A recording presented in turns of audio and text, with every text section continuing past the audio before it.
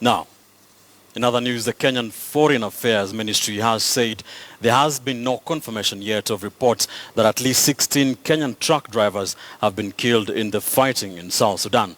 The BBC had quoted an official of the Long Distance Truck Driver Association saying that one driver witnessed the killing of 16 truck drivers in Juba. But the Foreign Affairs Ministry has told KTN News that this has not been independently confirmed. The South Sudan President Salva Kiir and his deputy Riek Machar ordered their loyalists to stop fighting as the death toll since Friday reached 272. KTN's Murimi Mwangi has the details. With 272 people already killed in less than a week, the international community is keenly watching if the warring groups will heed two simultaneous orders for ceasefire, issued by South Sudan President Salva Kiir and his rival, the First Deputy Riek Machar. Riek Machar has been talking to the president that try to find a way out how to settle differences and how to implement the peace agreement that was concluded, which will be for the benefit of South Sudan, the South Sudanese people, and the region at large.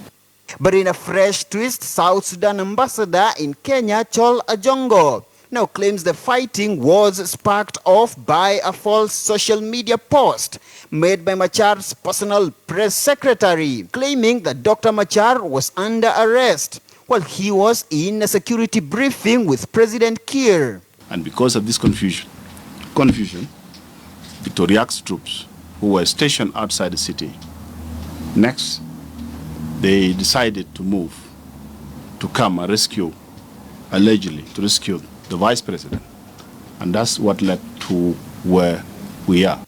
Juba reported a tense calm overnight without reports of any fighting on Monday after the calls for ceasefire.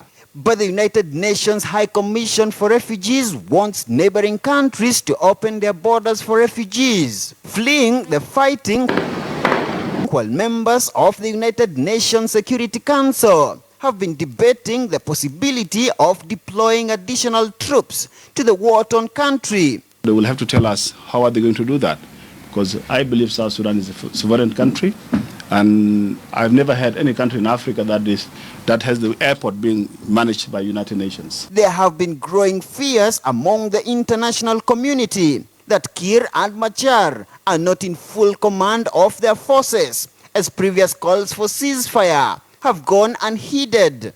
If the airport is open, the Kenya government have the right to fly in and evacuate Kenyans if they feel threatened. But what we are talking about now, peace has been restored, Juba is calm. Anybody in Juba will resume his life or her life normally. Murimi Mwangi, KTN News, Nairobi.